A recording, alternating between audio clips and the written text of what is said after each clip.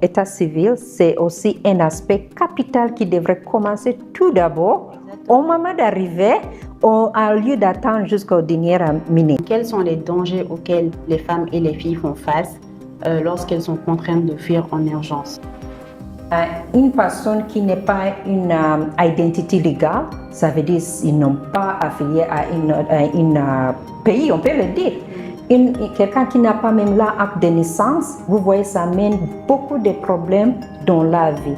Accès à l'école, accès aux autres services de base, accès à toutes les opportunités d'emploi, de se prospérer et de se développer, c'est interrompu. C'est à cela on dit que c'est fondamental d'avoir accès à cette nature d'assistance pour que les gens ne soient pas écartés, dans l'accès à tous les besoins. Même à l'hôpital, c'est très important.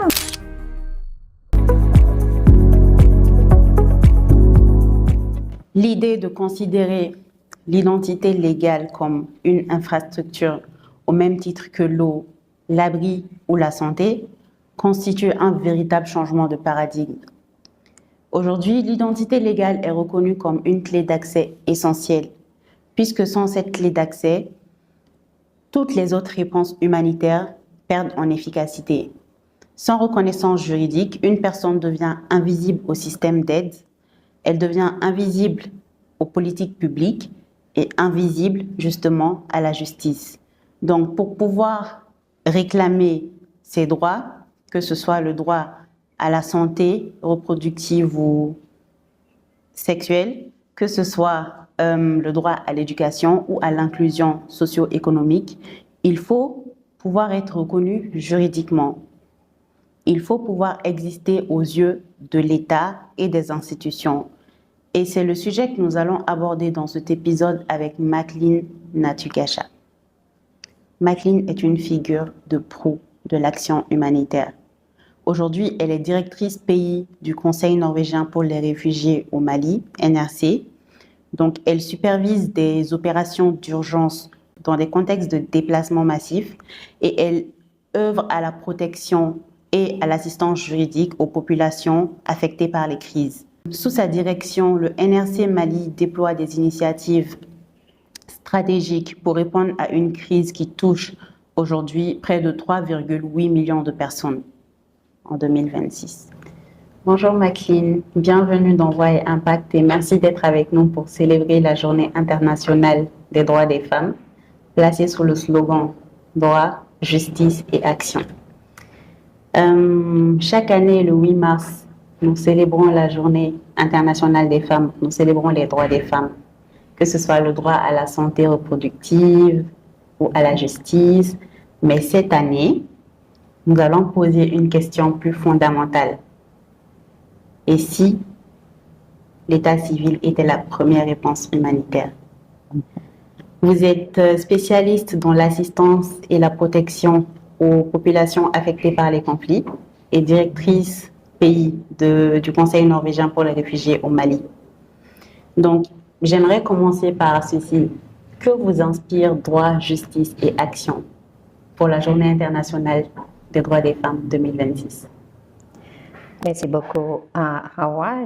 C'est une bonne occasion d'être ici avec vous, avec les équipes, surtout pour ce mois qui nous touche beaucoup en tant que les femmes. Et dans le monde humanitaire, on doit le dire que de célébrer cette journée, ce n'est pas juste pour crocher, mais de rappeler les avances qu'on devrait faire pour améliorer les positions et le bien-être pour les femmes. Pour les droits, justice et action, ce sont les efforts, éléments qui sont essentiels pour nous en tant que, pas les femmes, mais l'humanité et tous les hommes, toutes les filles, tous les garçons et tous les hommes. À la base de tout ce que nous faisons en termes de nos droits, en termes de beaux voyages, en termes de travailler, en termes de l'éducation, on devrait avoir un cadre pour nous contrôler. En même temps, dans les cadres juridiques, on doit avoir aussi un système bien renforcé pour aider à résoudre ou bien encadrer les lois qui sont mises en place. Tout ça, on ne peut pas le faire sans démontrer comment on le fait.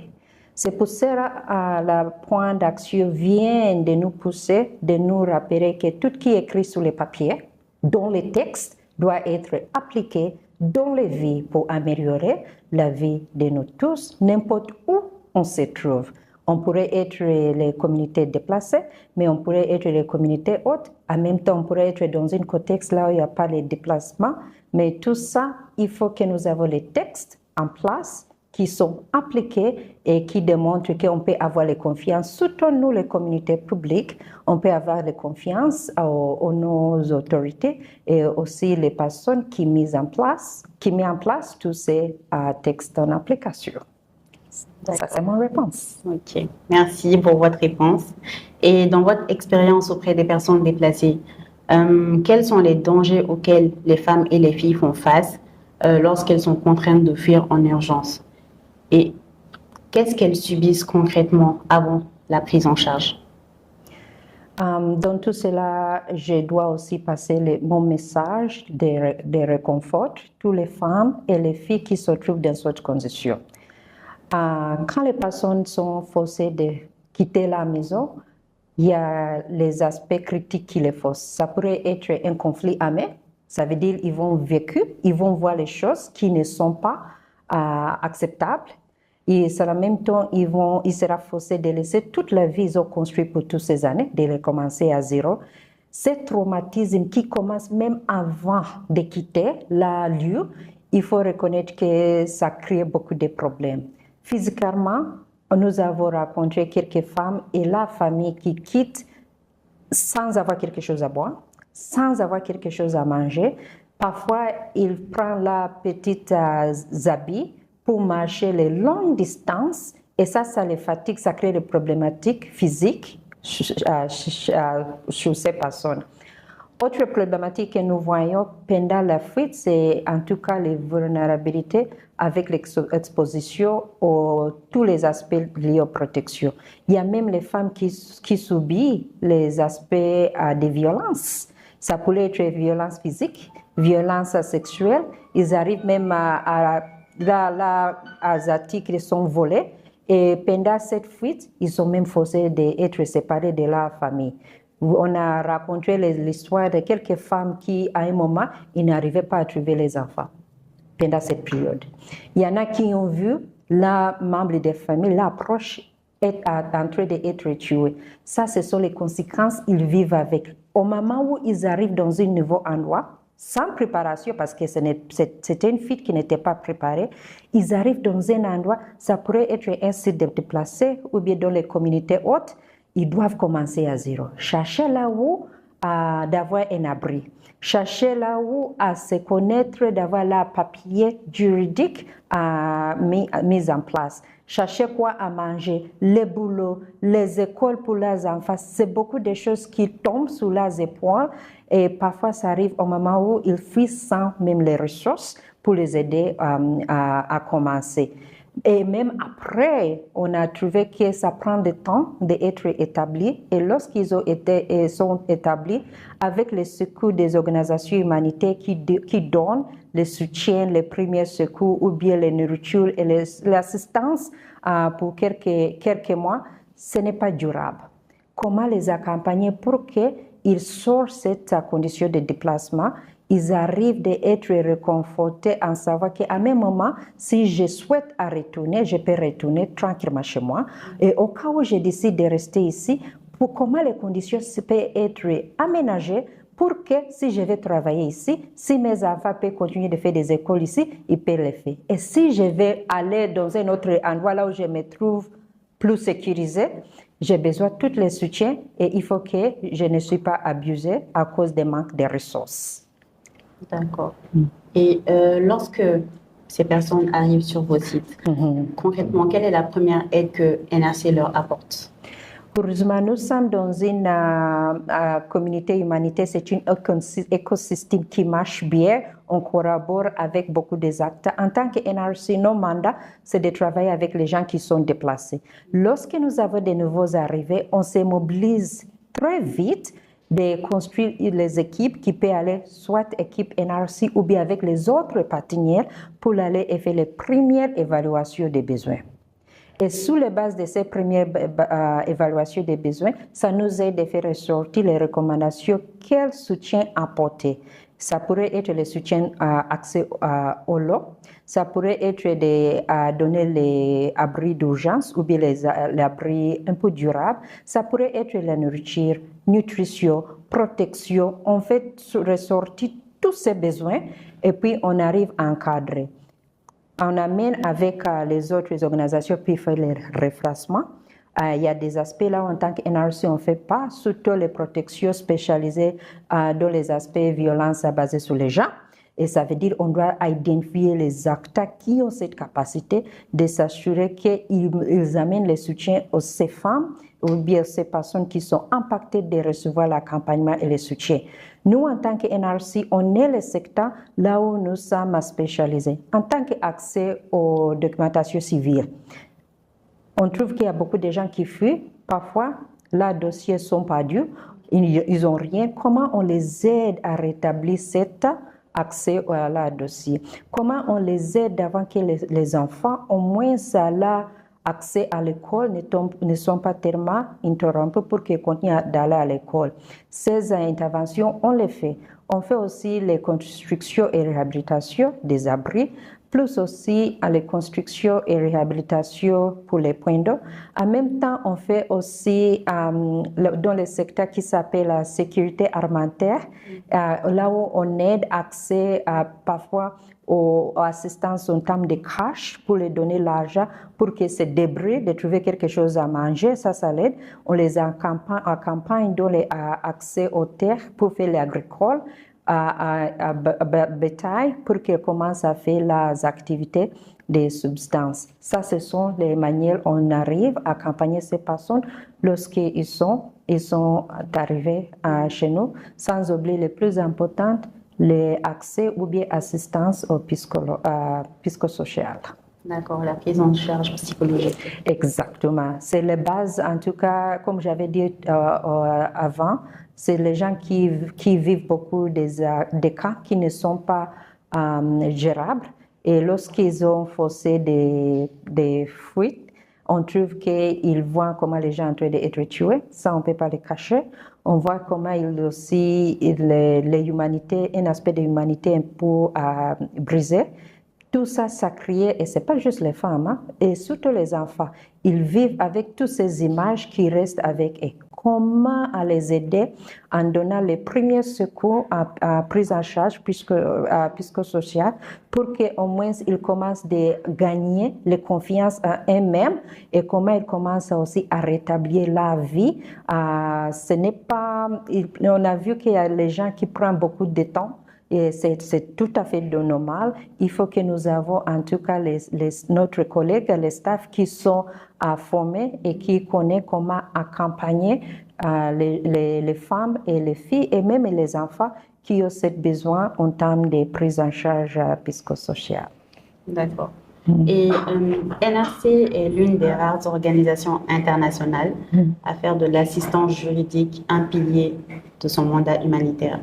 Donc, j'aimerais vous demander en quoi est-ce que la reconstitution de l'état civil devrait-elle être la première réponse humanitaire pour garantir les droits économiques, sociaux et judiciaires des personnes vulnérables? Et après, quelles sont les difficultés rencontrées? Je suis contente de travailler avec NRC. C'est la première organisation que j'ai travaillé avec où j'ai trouvé qu'on fait cette nature d'assistance qui est liée aux assistances juridiques. Et j'étais contente d'avoir cette approche parce que dans la manière dont on fait notre travail en tant que les organisations humanitaires, il y a des secteurs en priorité. Hein? On trouvera qu'il y en a qui font les protections, mais un autre aspect protection qui n'est pas lié aux assistances légales. Nous avons les autres qui font les accès au lot. Nous, on fait aussi la même chose. Mais cet aspect qui touche profondément les droits ou bien accès aux assistances juridiques, je pense et je trouve que c'est le lieu de recommander que ça devienne fondamentalement inclus dans toutes les réponses que nous amenons pour les populations en besoin. Pourquoi? Je m'explique. La toute première raison, c'est fondamental. C'est les droits qui doivent être donnés sans même y penser. Une personne qui n'est pas une identité légale, ça veut dire qu'ils n'ont pas affilié à une pays, on peut le dire. Quelqu'un qui n'a pas même l'acte de naissance, vous voyez, ça amène beaucoup de problèmes dans la vie. Accès à l'école, accès aux autres services de base, accès à toutes les opportunités d'emploi, de se prospérer et de se développer, c'est interrompu. C'est à cela on dit que c'est fondamental d'avoir accès à cette nature d'assistance pour que les gens ne soient pas écartés, dans l'accès à tous les besoins. Même à l'hôpital, c'est très important. Et même l'accès à la justice aussi. Vous voyez, et je pense on ne devrait pas les négliger en pensant que oui, les personnes viennent d'arriver. Les premières choses qu'on les donne, c'est à manger. Considérer les autres aspects qui les donnent les dignités, et là où il sera bien protégé, là où il ne sera pas fragilisé parce qu'ils n'ont pas une identité légale. Quelles sont les problématiques que nous voyons? Beaucoup de fois, là où c'est les crises ou bien les aspects qui poussent les gens à quitter la maison pour se réfugier, on trouve qu'il n'y a pas même les infrastructures bien établies qui peuvent combler cette gap. Parce que c'est assez de responsabilités d'avoir même les cahiers de registres pour enregistrer toutes ces personnes qui viennent d'arriver.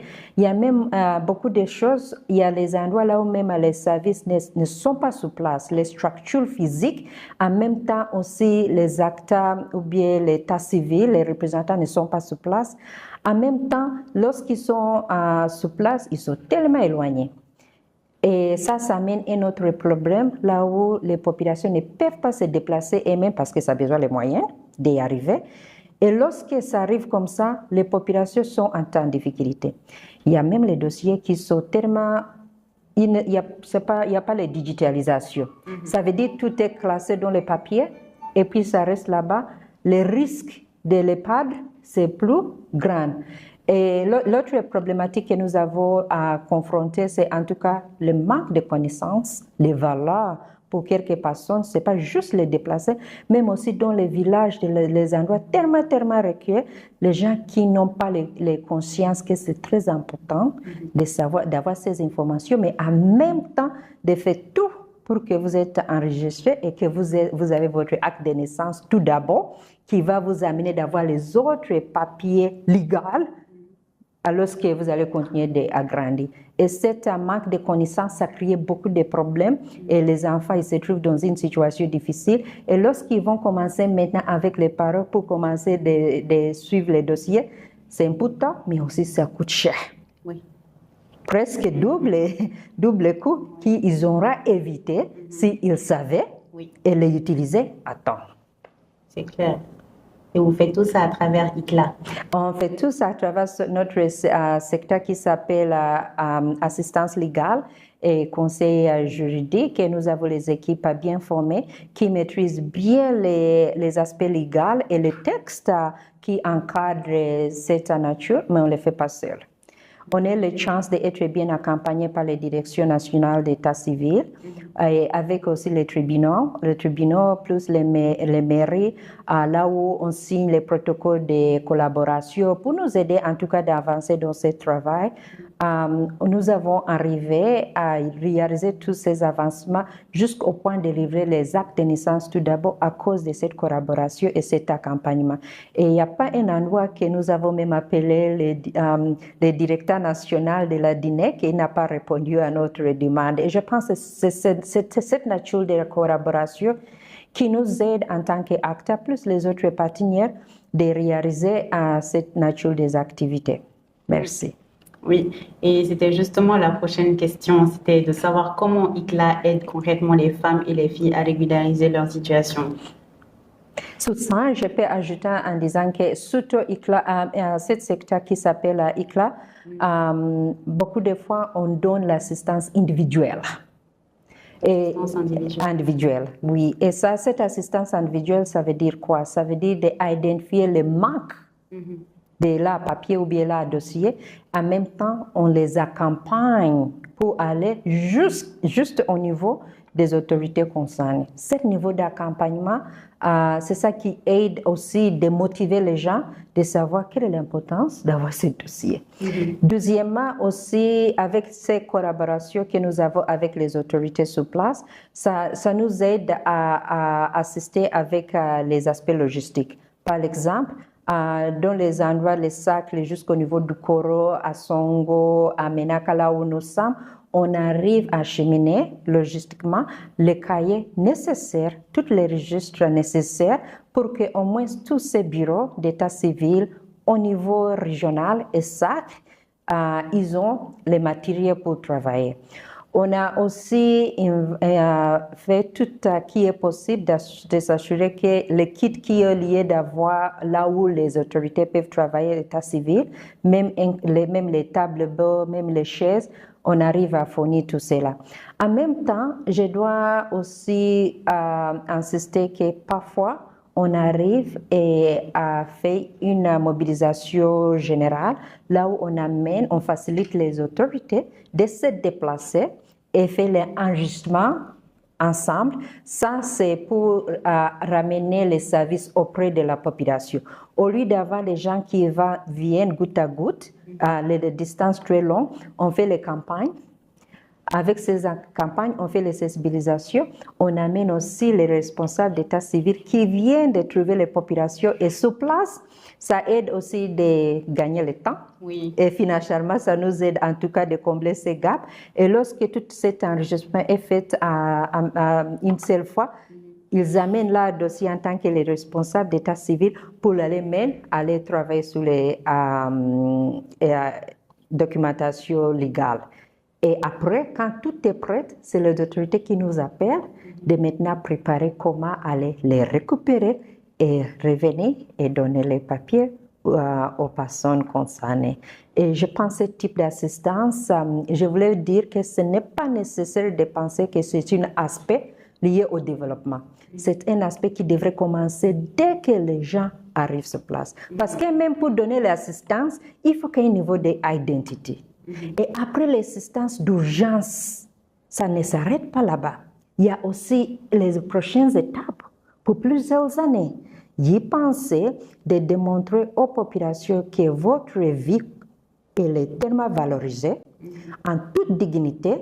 On vous accompagne, yes, vous allez avoir toutes les choses basiques, mais on va vous donner aussi les papiers qui vous valorisent en tant qu'une personne et qui va vous aider d'accéder aux services facilement.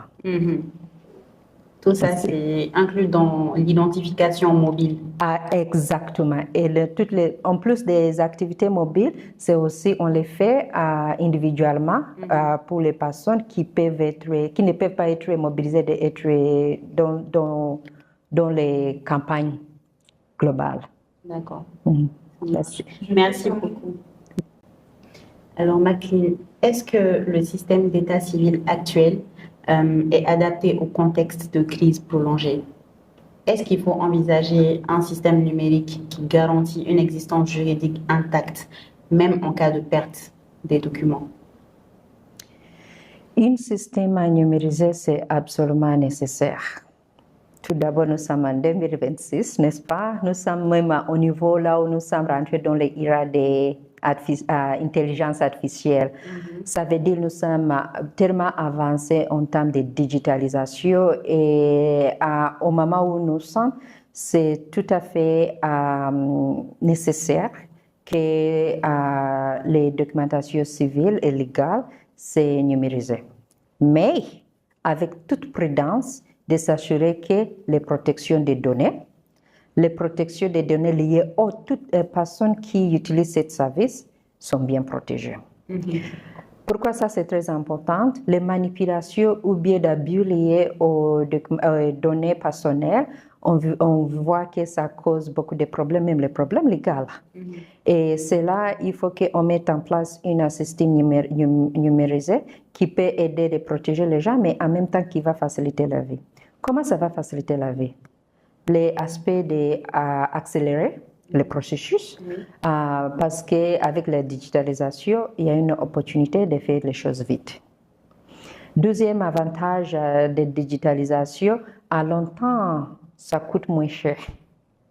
Quand vous voyez les logistiques qui incluent les va-et-vient, procéder, amener les cahiers, transférer les cahiers, enregistrer les cahiers, aussi pour protéger l'environnement, parce que c'est beaucoup de papyrus qui vont dans ça. L'autre avantage qu'on ne peut pas oublier, en tout cas avec la digitalisation, c'est lié aussi à un archivage un peu assuré. Avec l'archivage qui pourrait être, même si quelque chose arrive sur mes papiers légaux, j'ai l'espoir que ça pourrait être retrouvé et ressorti. Pourquoi ça c'est un peu différent avec les archivages qui est manuel? On a vu que lorsqu'il y a les pluies, quelque part il y a une inondation, presque tout est parti. Lorsqu'il y a un vol ou bien un changement dans les bureaux, dans les bureaux de l'État concerné, il y a des dossiers qui ne sont pas retrouvables. Ça veut dire au cas où quelqu'un veut retrouver le dossier basique, c'est difficile. Mais avec la digitalisation, ça pourrait aussi bien aider. Avec quelques organisations au Mali, nous avons une chance qu'il y a quelques ONG qui avaient eu dans le passé, malheureusement, le manque de financement maintenant a gâté presque les avancements qu'on avait fait jusque-là. Quelques communes avaient commencé les petites pilotes en termes de digitalisation et ça avait commencé à bien marcher. Mais avant que ça c'était interrompu, avant que c'est devenu en tout cas solide. Et je pense que c'est capital maintenant qu'on a investi, on fait tous les investissements nécessaires pour avoir la digitalisation des protections, d'archivage de nos données et aussi de nos papiers légaux. On peut faire ça à travers un blockchain. Ah oui, il y a ça aussi. You do a lot of blockchain. Et ça surtout lié aux protections des données des gens. Lorsqu'ils ont la confiance que tu as mis en place, aussi le système de le protéger, ça va les donner la confiance aussi de venir à donner les empreintes et toutes les biométriques et aussi pour que l'identité est bien protégée, mais à l'effort aussi de s'assurer qu'ils peuvent avoir la donnée à tout moment. Aujourd'hui, l'eau, l'abri et la santé sont considérés comme des priorités immédiates dans les plans de réponse humanitaire. La question c'est pourquoi l'état civil n'est pas encore systématiquement intégré comme ligne budgétaire obligatoire dans ces mêmes plans? C'est une bonne question et je pense qu'il y a un avancement on ne peut pas négliger. Et avec l'architecture de la coordination, on avait vu que d'avoir une place de coordination liée à l'état civil, mais en même temps à la terre et abri et propriété, c'était un cadre en tout cas d'avoir une place là où les besoins sont discutés, identifiés pour qu'ils sortent dans le plan de réponse. Mais cet espace peut être argumenté. Pourquoi? Parce qu'au début, lorsque les gens arrivent sur place, les tout premiers, comme tu avais dit, les tout premiers pensent, c'est OK, on les donne à manger, on les donne l'eau, mais ils ne pensent pas que l'état civil, c'est aussi un aspect capital qui devrait commencer tout d'abord au moment d'arriver, au lieu d'attendre jusqu'aux dernières minutes. Et beaucoup de fois, les gens pensent que c'est un aspect de développement. Ça peut on peut avoir les acteurs de développement, ça peut être fait dans une autre manière qui n'est pas d'urgence. Ça, ce n'est pas vrai. C'est le lieu, ici, je suis ici de dire c'est le lieu, et je parle au nom des femmes et filles pour dire c'est le lieu qui est accès et tout l'aspect lié au statut civil devrait être au premier jour d'arriver dans la planification des besoins, aussi des budgétisations de ces besoins, en même temps dans les livraisons de son besoin, ça devrait être, et on va continuer, surtout en tant qu'NRC, de s'assurer que ces besoins sont bien captés, c'est bien mis en place avec les plaidoyers. Je pense que c'est un aspect on ne va pas lâcher jusque là où on va continuer d'amener beaucoup des acteurs et aussi les autorités pour nous accompagner dans cet aspect. D'accord. Merci. Et comment améliorer l'action humanitaire? À l'action, maintenant, nous sommes dans un processus de réaménagement. On était beaucoup impactés par les systèmes écologiques qui passent. Et les toutes belles réponses que je peux vous donner, comment améliorer les réponses humanitaires, c'est d'éliminer ces aspects qui amènent ces situations d'humanité. Arrêter les guerres tout d'abord. Il faut qu'il y ait la paix. Dès que tout ça ne sont pas là, ça veut dire qu'on n'aura pas cet système lié aux réponses humanitaires et tout cela. C'est une plaidoyer de demander d'avoir la paix. C'est une plaidoyer de demander tout d'abord, il faut avoir les femmes, il faut avoir les populations, les hommes, tout le monde qui peut aller tranquillement chez eux, en savoir que demain je vais quitter ma maison pour aller au boulot. En savoir que demain je vais quitter la maison pour aller à l'école et reviennent tranquillement. Ça, c'est tout. Mais tant qu'on continue d'avoir les conditions et les situations qui forcent les gens de se trouver dans les déplacements forcés, le système humanitaire, à ce moment, il y a beaucoup des outils qui étaient mis en place, qui fonctionnent. Et je pense qu'il y a des aspects liés au partenariat qui marchent bien, qui peuvent bien améliorer. Et lorsqu'on parle des partenaires, c'est les partenaires qui est transversal avec les autorités. C'est eux qui ont en premier lieu des réponses. C'est eux qui ont en premier lieu aussi de protéger la population. Non? Les acteurs comme les ONG qui viennent d'appuyer cette partenariat avec les autorités, en place avec les autres organisations, ça peut être les organisations des agences Nations Unies ou bien les organisations internationales ou bien nationales et locales et les collectivités. Tout cet système, cette partenariat peut continuer de ne pas jeter tous ces efforts qu'on a mis en place en termes de coordination, tous ces outils qu'on a mis en place, comment à identifier les besoins, tous ces aspects on a passé les années, des dizaines d'années de mettre en place, maintenant qui est perturbé par manque de financement.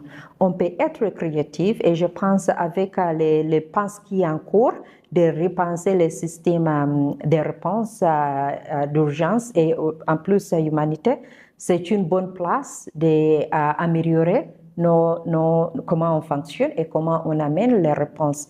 Mais le plus important, c'est de s'assurer que cette réponse, ça nous concerne, ça concerne les communautés impactées. C'est eux qui devra en premier lieu. On va continuer de les accompagner pour qu'eux-mêmes, ils ne attendent pas qu'on amène les choses, mais eux-mêmes, ils sont les acteurs principaux. Merci. Maintenant, nous allons parler de l'accès à la terre pour les personnes déplacées, spécifiquement pour les femmes. Comment sécuriser l'accès à la terre pour les femmes déplacées? Est-ce que cela passe par des accords communautaires formalisés ou bien est-ce que ça passe par des médiations foncières ou est-ce qu'il faut sécuriser des baux communautaires, des bails, contrat-bail, donc des baux communautaires de 3 à 5 ans pour les femmes en échange d'un partage de production de 10 ou 20%? Les déplacements forcés, ça veut dire vous se trouvez dans un endroit là où peut-être vous n'êtes jamais y être, n'est-ce pas? Vous se trouvez dans les endroits où tu devrais avoir une place de mettre votre corps, ou bien aussi de mettre votre famille. Pour les femmes, même avant les déplacements, on a un problème d'équité. Ah, l'équité. Okay. Équité. On est déjà, même avant les déplacements, un problème d'équité en termes d'accès à la terre. Et je pense que ce problème, ça devient un peu grand lorsqu'on se déplace dans les endroits là où ce n'est pas nos régions habituelles, c'est un nouveau endroit. Il faut trouver là où c'est d'avoir une maison, mais aussi de faire votre travail. On a un texte en place, un texte bien y pensé, et ça aide à encadrer. Et le plus important, c'est de plaider que ça devienne être en force. Au jour d'aujourd'hui, on a un texte qui oblige qu'au moins 15% de terrain agricole, c'est affecté aux femmes et les jeunes. Mais l'application est vide. Nous demandons que même cet aspect c'est pris en charge, en compte, avec toute l'action. C'est là où l'aspect d'action vient. On a le texte, mais l'action manque de s'assurer que tous les textes liés aux 15% de ces terrains affectés aux femmes et jeunes aient implication. C'est une manière aussi de démontrer comment on donne les dignités aux femmes. Pendant les déplacés, lorsque les gens arrivent, et c'est là où le secteur ICLA joue un bon rôle avec les autres secteurs, mais avec ICLA, d'accompagner dans les négociations, de travailler avec les autorités et avec les propriétaires de ces endroits, de l'aider à négocier comment ces gens peuvent tranquillement être établis, de ne pas être forcés de quitter. On a arrivé même à signer les protocoles de collaboration, aider à signer les protocoles de collaboration avec les autorités liés à cet aspect, surtout pour les populations, sécurisation des terrains. On a fait aussi avec l'orientation au bureau spécifique, on fait cela, on met aussi les fonds pour aider à accompagner les populations pour aller accéder aux autorités qui vont les aider. Cet accompagnement, ça les aide en tout cas de savoir là où je dois aller, ok, et quel papier je dois avoir pour sécuriser mon terre, mon foncier. Les COFO, les commissions foncières, ils sont là, ils ont tellement un besoin de formation, ils ont tellement un besoin d'être continués d'accompagner, de sentir qu'il y a un investissement aussi pour aider dans les médiations, de continuer de faire les médiations qui est sensible aux gens, parce que ça c'est capital, hein?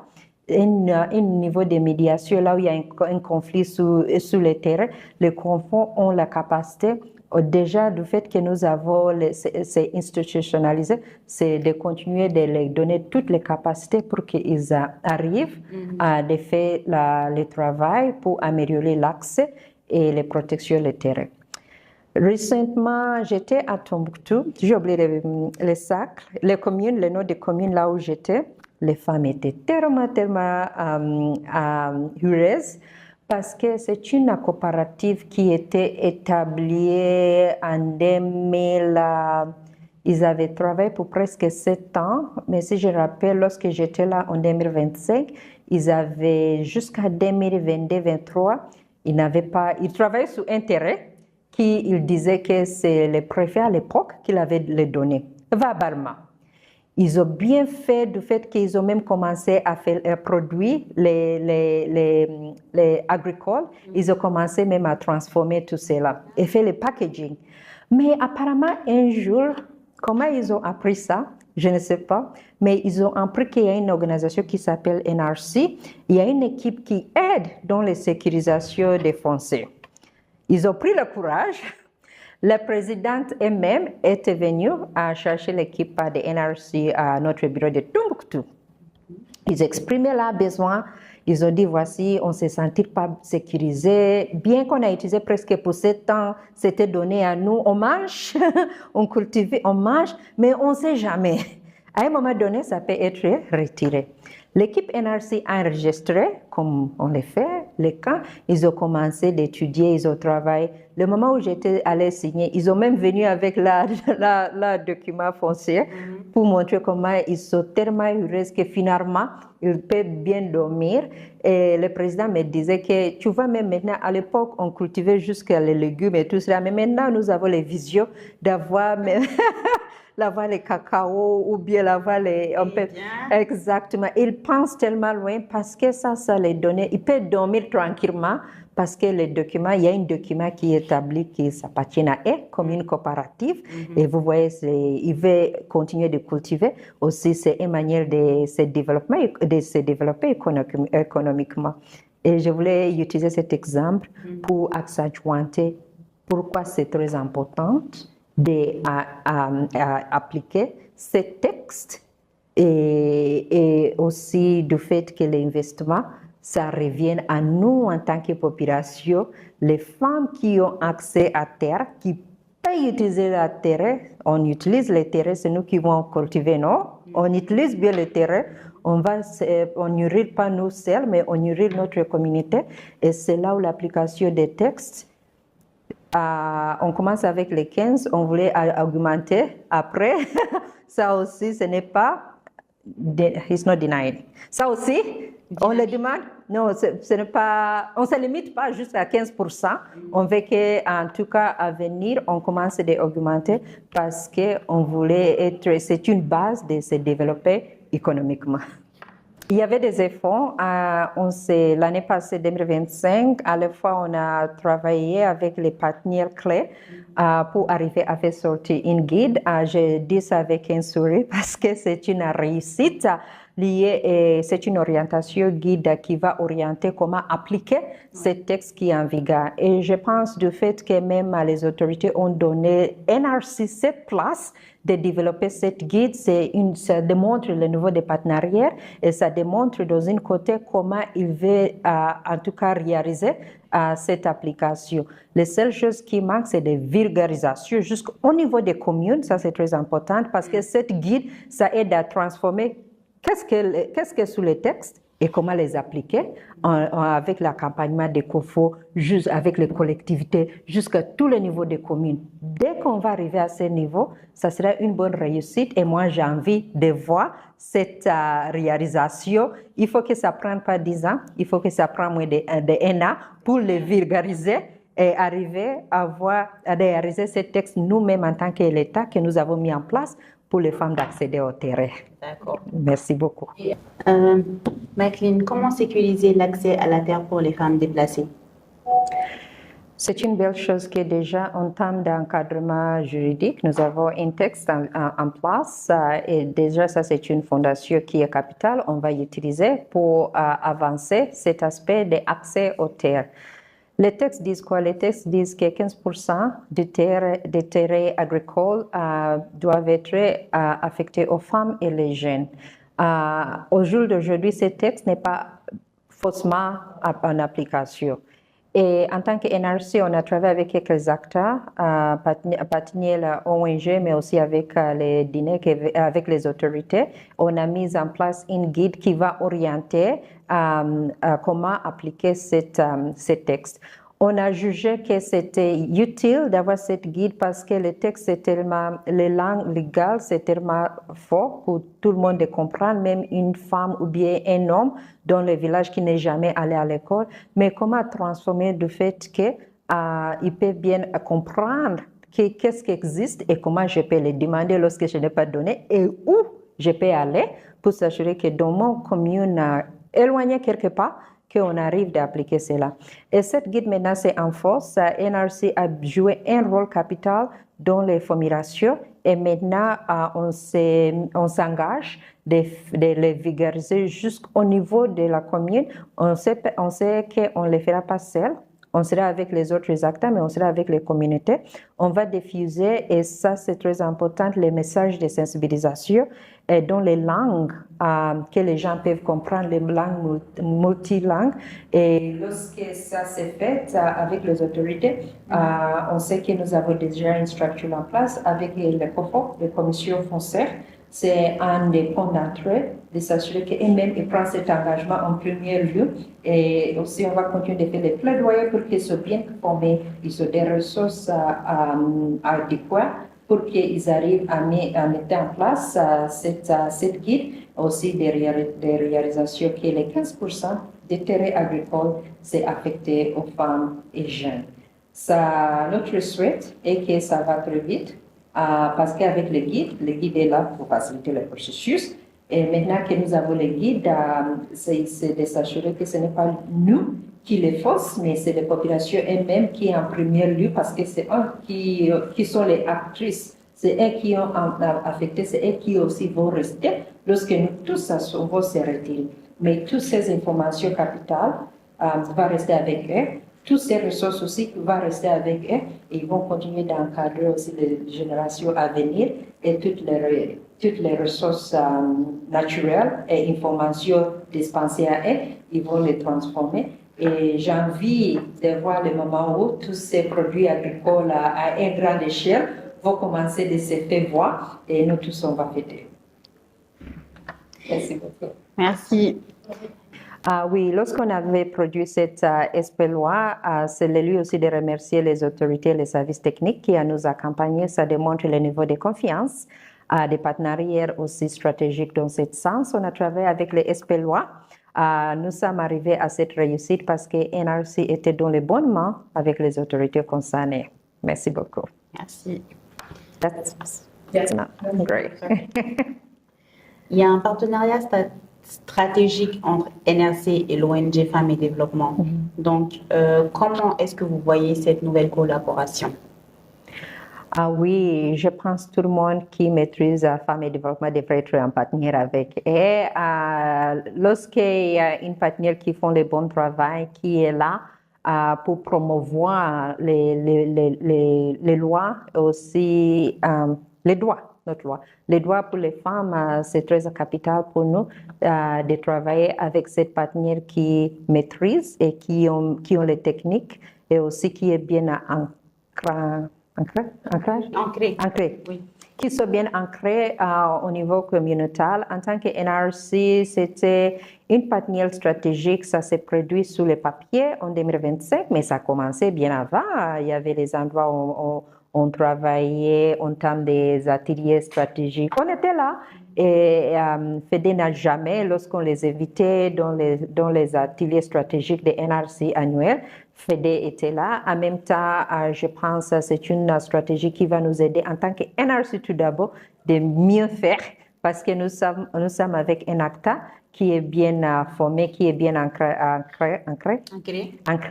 qui maîtrise les systèmes et aussi qui est là depuis longtemps. FEDE a commencé le travail au Mali bien avant que NRC. Et vous voyez, cet partenariat va nous amener très, très loin. J'espère que c'est le début sur le papier et j'apprécie les disponibilités de FEDE et surtout le leadership de FEDE et Mme Terra. Je n'ai jamais arrêté de dire merci. Et on fait aussi les plaidoyers ensemble et je pense nous sommes dans les bonnes places avec cette partenaire. Mon souhait est qu'on continue de réaliser les belles fluides ensemble, pas juste de mobilisation de fonds, mais de sensibilisation, d'utiliser les plateformes comme cela, aussi d'être très, très proche à nos femmes. Merci beaucoup. Merci. Et nous arrivons bientôt à la fin de ce podcast. Donc, je vais vous poser une dernière question. Si nos auditeurs ne devaient retenir qu'une seule chose de cette conversation, qu'est-ce que ce serait? Une seule chose, c'est de promouvoir les droits des femmes en utilisant les systèmes juridiques au début jusqu'à la fin. Un dernier mot pour les organisations et les professionnels du secteur qui nous écoutent en ce moment. Un dernier mot pour nos listeners. All right, let me repeat that, okay?